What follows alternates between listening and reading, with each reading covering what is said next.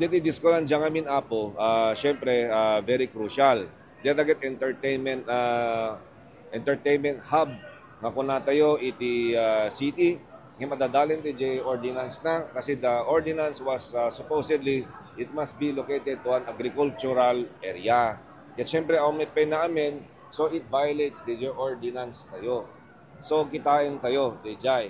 Dati ngayon apo, naka-ado iti madawat tayo nga tulong iti national government with regards to infrastructure like buildings, government center, baro nga city hall, ket awmet pangikabilan. Dito ngayon city hall tayo apo, daan, hante mabalin nga ornosen or reconstruct kasi nga road, kasta heritage breaks. So the nearest nga mabaling nga may patagdaran ti government center is dito yung Barrio Uno. So nagkaroon ti idea di Jai. Ngayon lawlawagik apo, awam pay final. If ikatenta di entertainment hub tayo dita, masabol i-relocate tayo. Han nga total closure. We must follow the ordinance nga it must be situated into a agricultural area apo.